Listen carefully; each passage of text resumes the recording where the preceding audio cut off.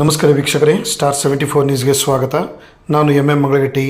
ಜಿಲ್ಲಾ ಸಮ್ಮೇಳನಕ್ಕೆ ಶುಭ ಕೋರಿದ ಜಿಲ್ಲಾ ಉಸ್ತುವಾರಿ ಸಚಿವರು, ಕರ್ನಾಟಕ ಸರ್ಕಾರದ ಕಾರ್ಮಿಕ ಸಚಿವರು ಹಾಗೂ ಜಿಲ್ಲಾ ಉಸ್ತುವಾರಿ ಸಚಿವರಾದ ಮಾನ್ಯ ಶ್ರೀ ಸಂತೋಷ್ ಲಾಡ್ ಅವರು ಧಾರವಾಡ ಜಿಲ್ಲಾ 17ನೇ ಕನ್ನಡ ಸಾಹಿತ್ಯ ಸಮ್ಮೇಳನದ ಲಾಂಛನ ಬಿಡುಗಡೆ ಮಾಡಿ, ಕನ್ನಡ ನಾಡು ನುಡಿ ಬೆಳವಣಿಗೆಯಲ್ಲಿ ಧಾರವಾಡ ಜಿಲ್ಲೆಯ ಕೊಡುಗೆ ಅಪಾರವಾಗಿದೆ ಎಂದು ಜಿಲ್ಲಾ ಸಮ್ಮೇಳನಕ್ಕೆ ಶುಭ ಕೋರಿ ಮಾತನಾಡಿದರು.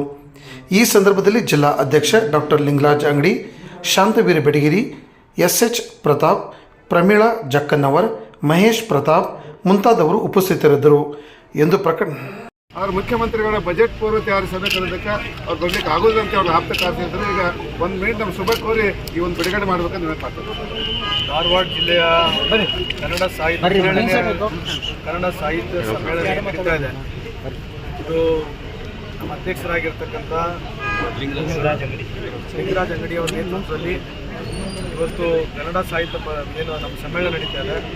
ಇದು ಒಳ್ಳೆಯದಾಗಿ ನಡೀಲಿ, ಇನ್ನೂ ಹೆಚ್ಚಿನ ಅರಿವು ನಮ್ಮ ಜನಕ್ಕೆ ಬರಲಿ, ಕನ್ನಡ ಬೆಳೀಲಿ, ಇನ್ನು ಉಳಿಲಿ ಅಂತ ಶುಭವನ್ನು ಹಾರೈಸಲಿಕ್ಕೆ ಬಯಸ್ತೀನಿ.